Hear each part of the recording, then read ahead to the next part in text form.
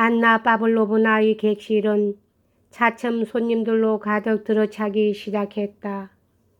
비록 나이와 성질은 다르지만 같은 사회에서 살고 있는 베체르부르크의 상류 사회 사람들이 잇따라 마차를 몰고 들이닥쳤다. 바실리 공작의 딸인 미인 엘렌도 찾아들었다.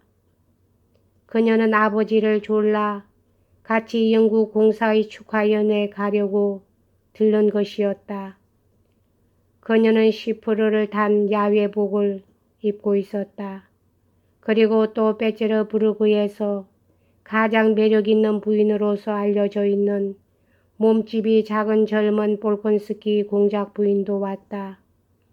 그녀는 지난해 겨울에 시집 와서 지금은 임신 중이라 큰 사교 모임에는 나가지 않았으나 조촐한 야외에는 아직도 얼굴을 내밀고 있었던 것이다.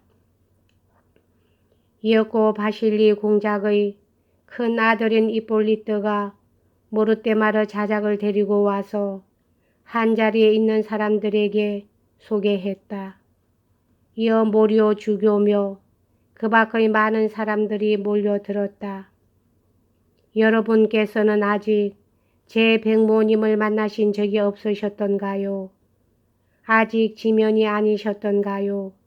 하고 안나 파블로브나는 들어오는 손님들에게 말하며 큼직한 리본을 단 몸집이 작은 늙은 여자 쪽으로 아주 정색을 하면서 데리고 갔다.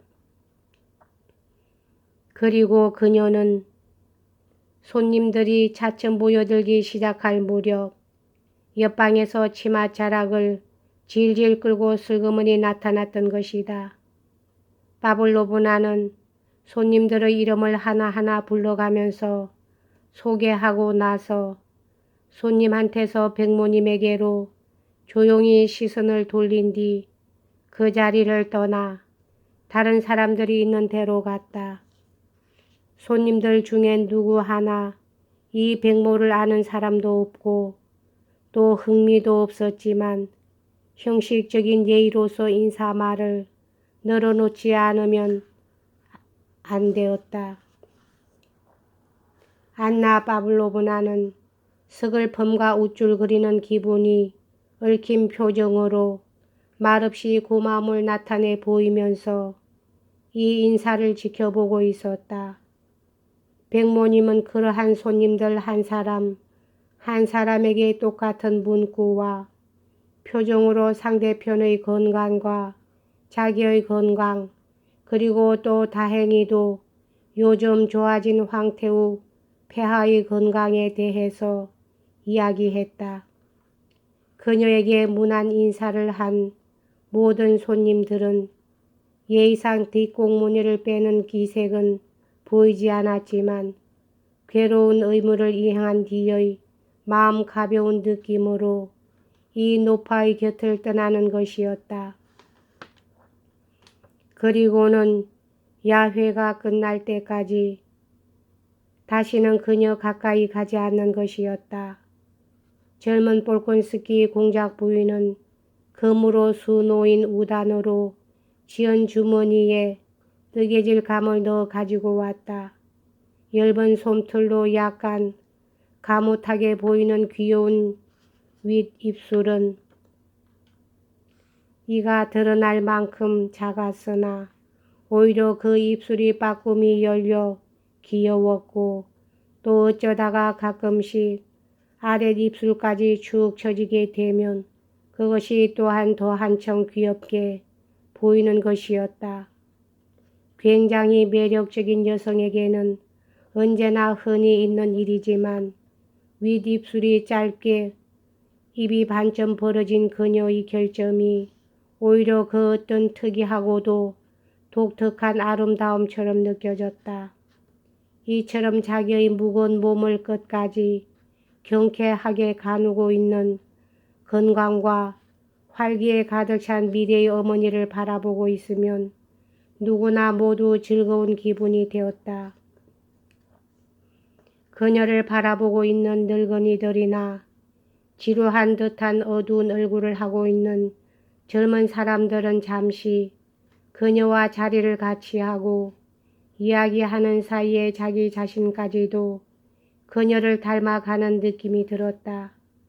그녀의 이야기를 주고받으며 그 한마디 한마디에 빛나는 미소와 줄곧 반짝반짝 드러나는 하얀 이를 본 사람은 그 순간 자기가 유달리 사랑스러운 존재가 된 듯한 생각이 들었다. 더욱이 누구나 모두 그렇게 생각하는 것이었다. 몸집이 작은 공작 부인은 일감이 든 주머니를 손에 들고 가볍게 몸을 흔들면서 종종 걸음으로 탁자를 한 바퀴 빙 돌아 즐겁게 옷 주름을 바로 잡으면서 은재 사모 바로 옆의 소파에 가서 앉았다. 그것은 마치 자기가 하는 짓은 무엇이나 모두 자기에게도 주위의 모든 사람들에게도 즐거움의 일부라고 하는 듯한 태도였다. 저는 일감을 가지고 왔어요. 하고 그녀는 주머니를 펴면서 한자리에 있는 모든 사람들을 향해서 말했다. 이거 봐요. 안나 파블로브나 심술궂은 장난을 하시면 곤란하잖아요. 하고 이번에는 여주인에게 말을 걸었다. 대단찮은 야회라고 적어 보내셔서 저는 곧 이처럼 허술한 옷차림을 하고 왔지 뭐예요. 그리고 그녀는 두 손을 벌리고서 가슴보다 조금 아랫개를 널따란 리본으로 잡아맨 온통 레이스로 덮인 우아한 잿빛 옷을 보였다. 걱정하실 것 없어요. 리자. 그렇잖아요. 당신은 언제나 누구보다도 가장 예쁜 걸요 뭐. 하고 안나 파블로브나는 대답했다. 당신은 알고 계시겠죠. 제 주인이 저를 버리려 하는 것을. 하고 그녀는 한 장군에게로 얼굴을 돌리고 여전한 어조로 계속했다. 주인은 죽으러 가려고 하고 있지 뭐예요. 이거 봐요. 네 정말. 도대체 무엇 때문에 이런 지긋지긋한 전쟁 같은 것이 벌어졌는지 모르겠어요. 하고 그녀는 바실리 공작에게 말했다. 그리고는 대답도 기다리지 않고 이번에는 바실리 공작의 딸인 아름다운 엘렌한테로 얼굴을 돌렸다. 정말 매력이 넘치는 분이군요. 저 몸집이 작은 공작 부인은.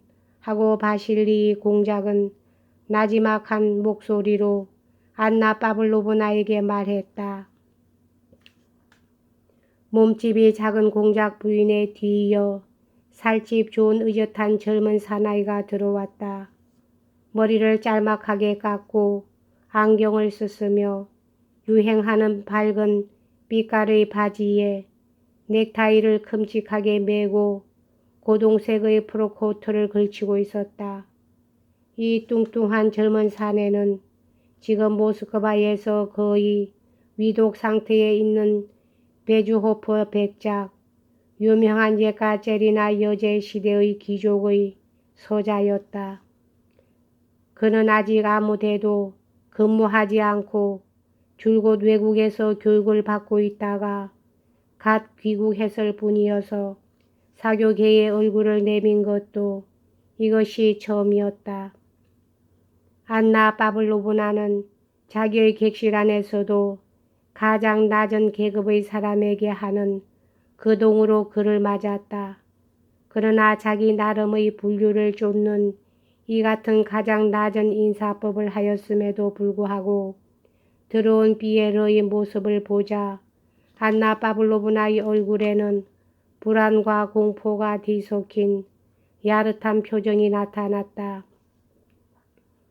그것은 자리에 어울리지 않는 무언가 굉장히 거창한 것을 보았을 때 흔히 사람들이 얼굴에 드러내는 표정과 흡사했고 아닌 게 아니라 비에르는 이 방 안에 들어앉은 다른 남자들보다 몸집이 큰 편이었지만 그러나 이 두려움은 그저 이 영리하고 동시에 수줍어하는 것 같은 뚫어지게 관찰하는 듯한 지극히 자연스러운 눈동자에 기인하였는지도 모른다.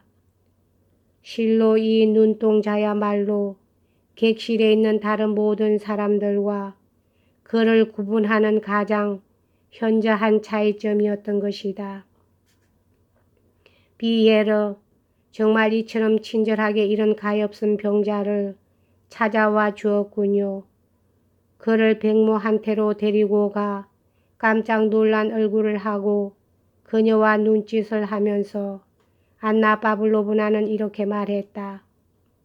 비에르는 무엇인가 알 수 없는 말을 볼멘 소리로 중얼거리며 또한 무엇인가를 찾아내려는 듯이 눈을 두리번거리고 있었다.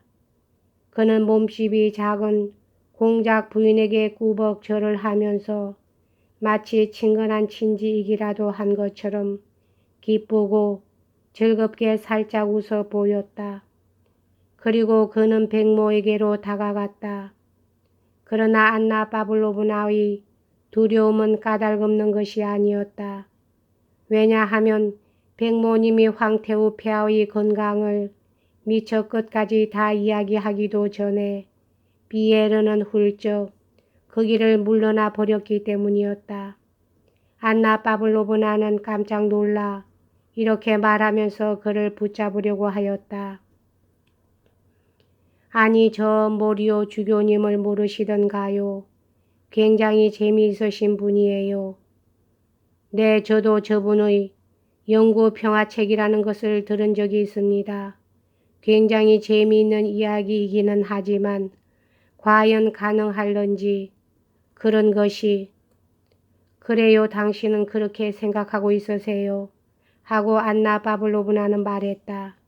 그러나 그것은 그저 대접으로 무언가 한마디 던져놓고는 다시 야훼의 주인으로서 이를 보기 위해서였다.